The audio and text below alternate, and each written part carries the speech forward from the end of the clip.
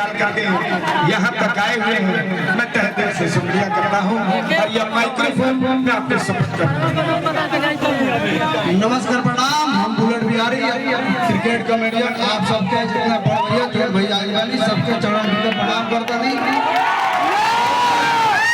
आप सबके क्रिकेट के बहुत प्यार वाला भैया, एक बार चाहे क्रिकेट लवर जितना बड़े भैया के हाथ उठावा।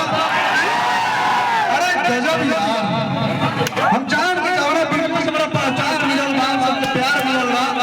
ओ वीडियो कब सुनाई वीडियो ऐसा बा भाई, हर गांव में कुछ ऐसा बॉलर मारे कि गांव में मैच होला इतना बढ़िया परफॉर्मेंस कर ले, अब बाहर जब मैच खेले जाइए भाग कर तो कुछ ऐसा वीडियो बा भाई। हमारा लास्ट में फेंको इतना आसान ना होला, सब जाके अपन अपन पीछे मुहारे फेंकना रहा। हमारा काम तरह से जो ये छोड़ बचा हो के पांच अंदर डॉट करा दे लिया, बाकी छठवा जरा पिटा देला। गांव में आवे से पहले बहुत तरह से साला उल्टा मैच करवा देला। भाई कैसे करो काम हो रहा अभी फिलहाल बड़ा जमीन के सर्वे में चलता और पोटी प्रधान में बड़ा अभियान चलता। दो लाइन कुछ ऐसे भाई सब के पोटी प्रधान रहा तो दिल पे ना नहीं बस एंटरटेनमेंट का दिवा भाई। का जमीन के सर्वे करा चाहता रहा कागज पर तार लगा नहीं है, पर्दार के लगा मारा पर्दार से मारा तो नहीं खेलते कैसे में जरा ही करे पड़ी उठाओ बस कोई चीज के भाई बस एंटरटेनमेंट का दिवा। कुछ ऐसा ही लाइन और बहुत ऐसे भाई भाई की कमाई करते चाहत घर बैठे पैसे कमाए के चाहता रहा तुमको एक लाइन भाई हमारा का पैसा से परेशान हो घर बैठे पैसे कमाए के चाहता रहा बाहर जा कमा भाई तो घर बैठे से पैसा ना कमाए बाहर तो जाए पड़े तो बाहर जाओ कमा लो, घर बैठने से कुछ ऐसा ना हो।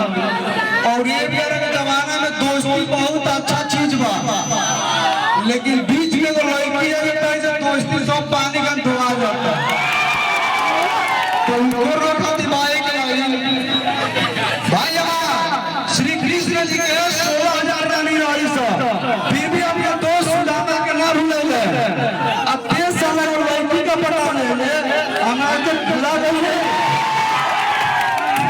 भाई। दोस्त हमेशा अच्छा को बनाना चाहिए, कारण कि जो मुसीबत में आई तो दोस्त काम में आई, पापा के पौड़ी नया पापा के पावर काम में आई भाई।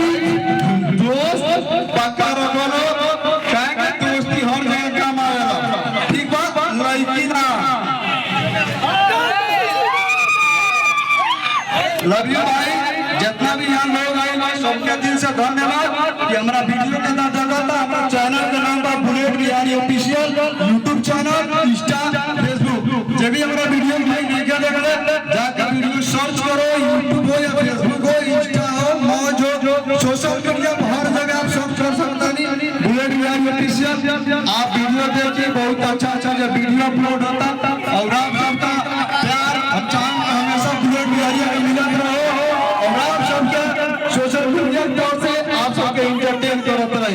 लव यू भाई, फिर से हम आवत आइए डांस के बाद गाना के बाद। लव यू भाई।